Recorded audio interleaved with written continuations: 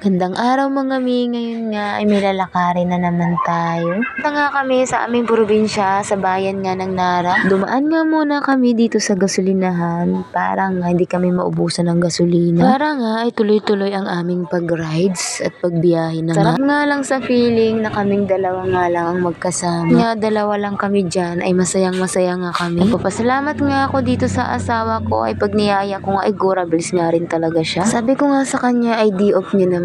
Kaya sabi ko mag-rides kami papuntang Nara. Nakaka-relax nga sa ating katawan ang pag-rides. Minsan lang kasi ito mangyari sa buhay namin. Ang importante ay bira nga kami maglagaw ng asawa. Fast forward na nga mga mi, nandito na kami ngayon sa Aborlan. Under construction pa din nga ang kanilang palengke. Kaya nga medyo naligaw-ligaw nga kami dyan. Pasok nga kami dyan sa palengke kasi nga bibili kami ng isda kahit nga kaunti nga lang. Magluluto na nga lang kami doon para nga ay magkatipid nga kaming mag-asawa. Wala nga ngayong maraming isda mga mi kasi nga ay may bagyo. Bumili nga lang ako ng sibuyas dyan para nga sa pangsigang na isda. Pati na nga rin nga yung mga pampalasa para nga masarap ang ating sinigang. Nga kami dyan sa aming baryo. Simulan ko na nga ang pagluto mga mi kasi nga gutom na nga ang aking asawa. Kahoy nga lang ang gamit ko dyan kasi nga nasa probinsya tayo. Andahan nga lang dito sa probinsya ay makakalibre ka nga ng mga pangkahoy. Feel na feel ko nga dyan magluto kasi miss na miss ko na nga ang probinsya namin. Naalala ko nga yan dati, pumupunta kami sa baybay para nga kumuha ng mga kahoy. Sama ko nga dati mga ang aking mga kapatid na babae. Ang mga lalaki nga ay nakatuka nga sa pag-igib. Basta nga ay pinalaki kami ni mama sa mga ganung gawain para nga sabi niya pag nag-asawa nga ay kayang-kaya nga namin. Para nga hindi na nga umasa sa kanya pag nag-asawa na nga kami. Nakakalungkot nga lang sa aming magkakapatid ay wala nga nakapagtapos. Nga lang nung nag-aaral nga ako ng college hindi ko nga tinapos. Inuna ko nga muna ang landi bago nga ang pag-aaral. Sorry na malandi talagang auntie niyo. Dati kapasaway nung panahon na bubuhay pa ang aking stepfather. Ang pasaway ako, hindi ko nga sineryoso ang aking pag-aaral kaya hindi nga ako nakapagtapos ng college. Yun nga, hindi na pwede maglandi kasi nga may asawa na ako at kasal na nga ako. Kung lulukuhin ko ang asawa ko ay napakabait na nga niyan. Saan pa ako hanap ng iba ay sa kanya lang ako napunta. Salamat na nga lang din ako nakilala ko siya nang dahil nga sa mama ko. Sabi nga pala ng mama ko dati ay napakabait nga ng tao na yun. Salamat na nga lang ako sa mama ko kasi marunong siya mangilatis ng tao. Wala nga dahilan para nga lokohin natin ang ating asawa.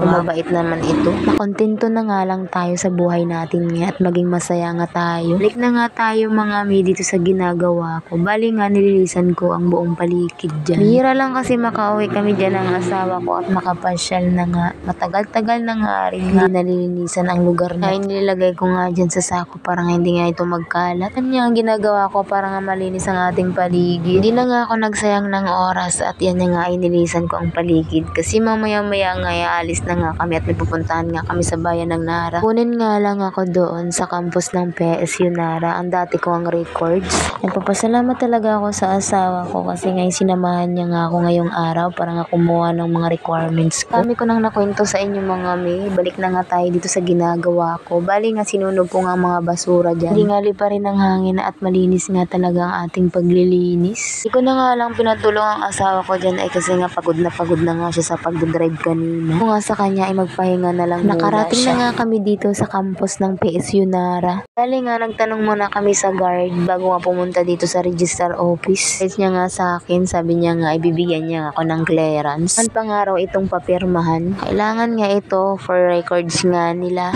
Yan nga ang hawak ko na papel. Ayan nga ang aking mga papipirmahan sa kanila. Nagtanong-tanong nga lang ako dyan sa mga estudyante kung saan na nga ang mga office nila. Medyo nga nagbago ang campus ng Nara kaya nga medyo naligaw-ligaw na nga ako. Pero nga sanay na nga ako sa mga ganitong bagay. Lala ko nga dati nung panahon na nag-e-exam nga ako ay may ganitong pangyayari. Pinapapirmahan nga bago nga yan maka-exam. Tuwa nga dyan ang asawa ko kasi nga itinutur ko siya kung saan nga ako nag-aaral nung panahon na nag-aaral ako ng college. Ang saya nga lang sa pakiramdam kasi nga babalik ako mag-aral. Gustong-gusto ko nga talagang mag-aral sa ngayon. Sabi ko nga sa asawa ko hanggat nga hindi pa nga ako nabubuntis mag-aaral nga ako. Mat nga sa Panginoon dahil nga pumayag ang aking asawa na mag-aral ako ngayong taon na to. Alam kong makakahabol pa nga ako kasi nga mga requirements ko hindi pa nga kompleto. Sabi nga ng registrar dyan ay pagkatapos nga lahat yan papirmahan ay pupunta na nga ng Quezon. By cluster na nga ang kaganapan niya. Kung baga ang mga requirements na kailangan ng makuha ay nasa Quezon na nga. Medyo nga mapapalayo ang pagkuha ko ng mga record ko pero ayos nga lang yun. Kahit nga ganun ay sisikapin ko pa rin makuha ang mga record ko. Kasi tanging ipagputuloy ang aking pag-aaral na naudlot ko dahil aral nga ay wala namang validation. Kahit na nga matanda ka ay pwede ka pa naman mag-aaral. Nga matanda na nga ako mag-graduate ay okay nga lang, at least nga ay makakapagtapos na alam kung makakapagtapos nga ako, pero sikapin ko pa rin makakapagtapos ako. Ako nag-aral para nga madagdagan ang learning ko.